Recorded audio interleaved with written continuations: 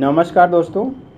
आज की कहानी है दो पत्थरों की प्रेरणादायक कहानी। एक समय की बात है, किसी गांव में एक शिल्पकार रहता था जो पत्थर की सुंदर सुंदर मूर्तियां बनाता था और उससे ही अपना पेट भरता था। एक दिन शिल्पकार अपने थैले में पत्थर की मूर्तियों को काट छाट कर मूर्तियां बनाने वाले औजार रखकर जंगल की ओर चल देता है। थोड़ी दूर चलते चलते उसको रास्ते में एक पत्थर दिखाई देता है। शिल्पकार सोचता है, क्यों न मैं यहीं बैठकर इस पत्थर की ही मूर्ति बना लेता हूँ। और यह सोचकर वह अपने थैले से औजारों को बाहर निकालता है और उस पड़े हुए पत्थर को तराशना शुरू करता है। जब वह पत्थर को तराश रहा था तो पत्थर के अंदर से आवाज आती है, अरे भाई, बहुत कष्ट हो रहा है, मुझे छोड़ दो ना, क्यों मुझे व्यर्थ में इतना दर्द दे रहे हो। शिल्पकार को पत्थर की आवाज सुनाई देती है और शिल्पकार उस पत्थर को उसी हालात में छोड़कर अपने औजारों को अपने थैले में डालता है और आगे चल पड़ता है। चलते चलते कुछ दूरी पर और आगे जाकर उस कलाकार को एक सुंदर पत्थर दिखाई देता है। शिल्पकार को पत्थर बहुत अच्छा लगा और वह अपने थैले से औजार निकालकर उस पत्थर को तराशने लगता है और उसे वह एक मूर्ति का रूप देना शुरू करता है। शिल्पकार ने उस सुंदर पत्थर को इतना अच्छा मूर्ति का रूप दिया, मूर्ति को देखकर ही ऐसा लगता था कि मानो यह मूर्ति मुंह से बोल ही पड़ेगी। और शिल्पकार उसे वहीं छोड़कर आगे चल दिया। चलते चलते शिल्पकार एक गांव में जा पहुंचा। वहां जाकर देखता है कि गांव के लोग इकट्ठे खड़े हैं और आपस में कह रहे हैं, चलो मंदिर तो बन गया, परंतु अब पता नहीं इस मंदिर में मूर्ति का प्रबंध कैसे हो पाएगा।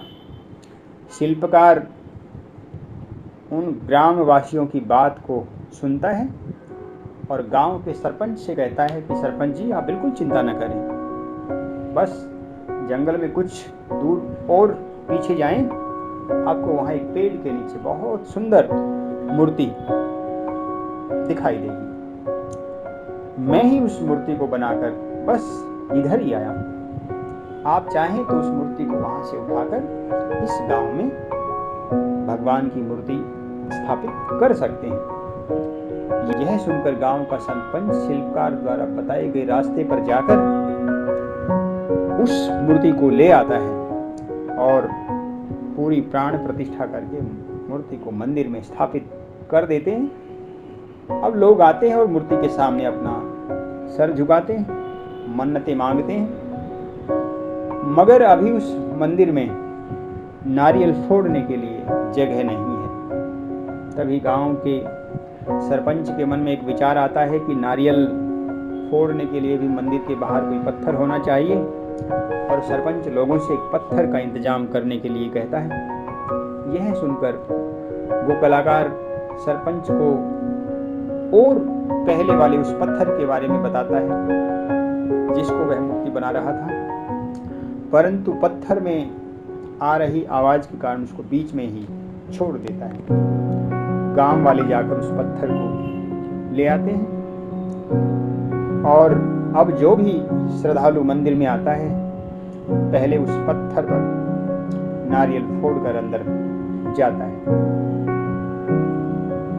एक दिन मंदिर में दोपहर के वक्त कोई नहीं रहता, तब दोनों पत्थर आपस में बातचीत करते हैं। जिस पत्थर पर आज सब लोग नारियल फोड़ते हैं, वो पत्थर मूर्ति वाले पत्थर से कहता है, अरे तेरी क्या किस्मत है, तुझे आज भगवान बनाकर पूजा जा रहा है और आज तेरी आरती उतारी जा रही है। यह सुनने के बाद मूर्ति वाला पत्थर बोलता है, यदि तूने भी मेरी जगह दुख पीड़ा और कष्ट को सहन किया होता तो आज जहाँ मैं बैठा हुआ हूँ वहाँ तू बैठा होता, लोग तेरी पूजा कर रहे होते और जहाँ तू पड़ा है वहाँ मैं पड़ा होता और लोग मुझ पर नारियल फोड़ रहे होते।